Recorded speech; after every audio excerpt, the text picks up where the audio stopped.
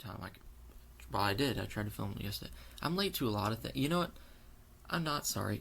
It runs in the family, and this kind of stuff has happened since I was a kid, and I don't actually have any sort of incapabilities, but a lot of times, and recently, I'm late to everywhere. Let's just get this right off the bat.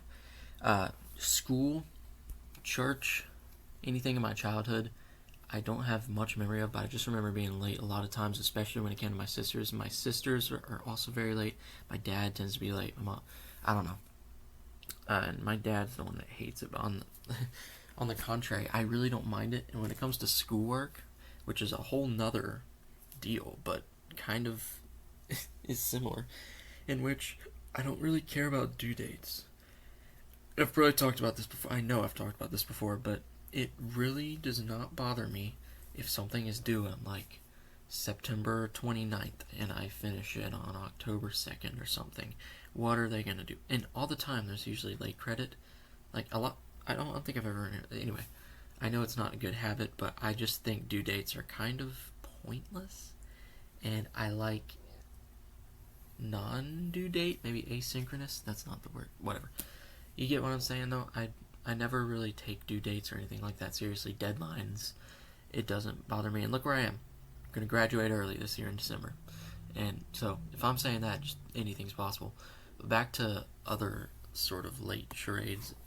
Just going to school. I remember especially when Jillian and Carolina got their licenses, I don't know. And I would be in the back seat, and I would usually be ready on time.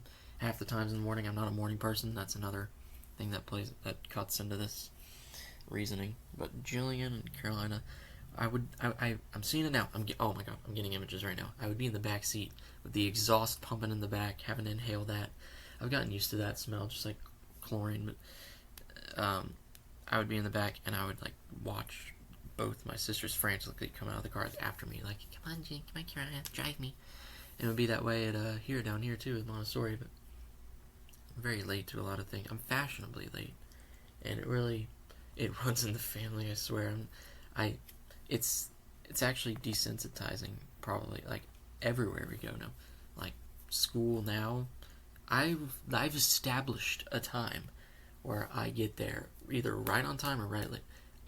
I don't know how I haven't gotten ISS. In fact, I think there was like something sent out to me, a letter or an email that I would be receiving ISS. It said like if you get more than 7 tardies, and I'm not joking, I think I've got like 40 to 50. I don't know.